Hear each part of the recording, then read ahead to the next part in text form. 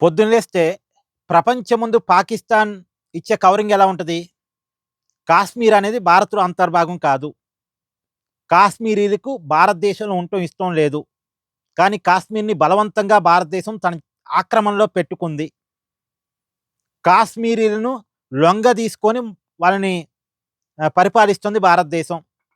ఇదంతా పాకిస్తాన్ చెప్తా ఉంటది. రెండోది కాశ్మీర్‌లో ఎన్నికలు కూడా ఒక బూటకం. భారతదేశం రిగ్గింగ్ చేస్తా ఉంటది. అక్కడ ప్రజలు ఓటేయట్లేదు. ఇలా రకరకాలుగా చెప్తా ఉంటది. కానీ ఇదంతా కూడా పీఓకేలో జరుగుతుంది. ఇప్పుడు ప్రపంచం కళ్ళు తెరవాలి. ఇదంతా పాకిస్తాన్ చెప్తున్న మాటలన్నీ కూడా పీఓకేలో జరుగుతుంది. ఇప్పుడు మన మన ఆధీనంలో ఉన్న కాశ్మీర్ చాలా బావుంది. కాశ్మీరీలు చాలా బాగున్నారు. ఆర్థికంగా కూడా చాలా బాగున్నారు. కాశ్మీర్ అనేది బెస్ట్ టూరిస్ట్ సెంటర్ అయిపోయిందిప్పుడు.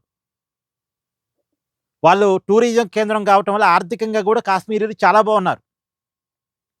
ఇక కాశ్మీర్ రాష్ట్రానికి స్వయం ప్రతిపత్తి, రాష్ట్ర హోదా ఇయన్నీ మన ఇంటర్నల్ అంశాలు.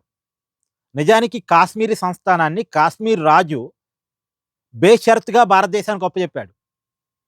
కానీ అప్పటికే కాశ్మీర్‌లో కొంత భాగాన్ని పాకిస్తాన్ ఆక్రమించి పెట్టుకుంది. అదే పీఓకే. పీఓకే అనేది కాశ్మీర్‌లో ఒక భాగం. ఆటోమేటిక్‌గా భారతదేశంలో అంతర్భాగం కావాలి. కానీ దాన్ని పాకిస్తాన్ ఆక్రమించి పెట్టుకుంది. ఇయాల పీఓకే ప్రజలు మేము పాకిస్తాన్‌లో ఉండలేమని చెప్తున్నారు. దాదాపు 100 మంది పైగా చనిపోయారు. ఏది పోరాటం చేస్తూ. జాయింట్ అవామీ యాక్షన్ కమిటీ నాయకత్వంలో పాకిస్తాన్‌లో మేము ఉండం. మేము సెపరేట్ అవుతాం. మేము పాకిస్తాన్ నుంచి విడిపోతాం. పాకిస్తాన్ మమ్మల్ని బలవంతంగా పరిపాలిస్తుంది అని అక్కడ పోరాటం చేస్తే పాకిస్తాన్ బలగాలు అణిచివేస్తే ఆ పోరాటంలో 100 మంది చనిపోయారు. కానీ ఇప్పటికి కూడా అక్కడ ప్రజలంతా మేము పాకిస్తాన్‌తో భాగంగా ఉండలేం అన్నదానికే కట్టుబడి ఉన్నారు. మొన్నటికి మొన్న పీఓకేలో ఎన్నికలు నిర్వహిస్తే ప్రజలంతా బైకాట్ చేశారు ఎన్నికలు. అక్కడ పాకిస్తాన్ రిగ్గింగ్ చేసుకుంది. పాకిస్తాన్ పాలకులు రిగ్గింగ్ చేసుకున్నారు. ప్రజలు ఓటేయలా. పాకిస్తాన్ పాలకులే ఓట్లు గుద్దుకున్నారు. ప్రజలంతా ఓటింగ్‌కి దూరంగా ఉన్నారు. అంటే పాకిస్తాన్ ఏదైతే కాశ్మీర్ విషయంలో చెప్తా వస్తదో అది రియాలిటీలో పీఓకేలో ఉన్న సిట్యుయేషన్. మన మన మన కాడ కాశ్మీర్ చూడండి ఎన్నికలు ఎంత సజావుగా జరుగుతాయి. మిగతా రాష్ట్రాల్లో ఎలా జరుగుతున్నాయో కాశ్మీర్‌లో కూడా అలాంటి ఎన్నికలే జరుగుతున్నాయి.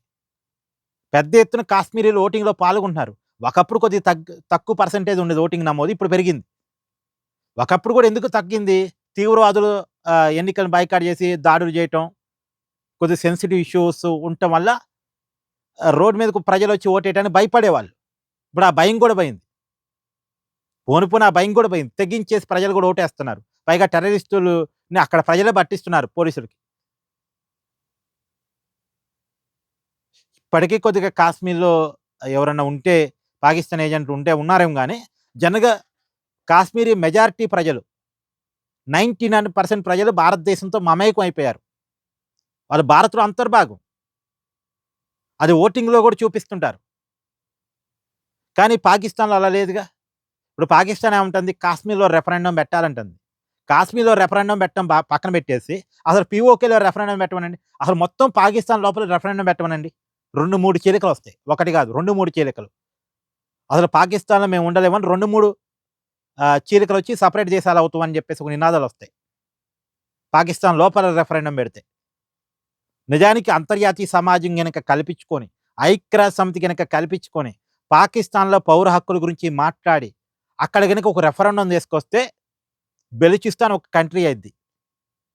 సింధు ప్రావిన్స్ ఒక కంట్రీ అయిద్ది. పీఓకే అనేది ఒక సెపరేట్ అయిద్ది. అది భారతదేశంలో కలవచ్చు, సెపరేట్‌గా ఉండొచ్చు గాక. కానీ పాకిస్తాన్‌లో మాత్రం ఉండదు. ఇది రియాలిటీ ఆఫ్ పాకిస్తాన్. అదే పాకిస్తాన్‌లో జరుగుతున్న పరిణామాలని అమెరికా మీడియా కప్పేస్తుంది. ఎందుకు? పాకిస్తాన్ వాళ్ళకి ఒక ఏజెంట్ లాగా పనిచేస్తుంటది కాబట్టి, వాళ్ళకి బానిసలాగా పనిచేస్తుంటది కాబట్టి, ఇంటర్నేషనల్ మీడియా కప్పిపుచ్చుతుంది పాకిస్తాన్‌లో జరుగుతున్న పరిణామాలను. పర్టిక్యులర్‌గా పీఓకేలో జరుగుతున్న పరిణామాలు. పీఓకేలో ఎన్నికలు లేవు. మాట్లాడాలిగా ప్రపంచం. మాట్లాడదు. అంతర్జాతీయ మీడియా మాట్లాడారుగా. ఎవరు మాట్లాడరు. పౌర హక్కుల సంఘాలు మాట్లాడారుగా. మాట్లాడరు. ఇది. సో, రియాలిటీ ఆఫ్ పాకిస్తాన్ ఇలా ఉంది. పీఓకేలో ప్రధానమైన తిరుగుబాటు.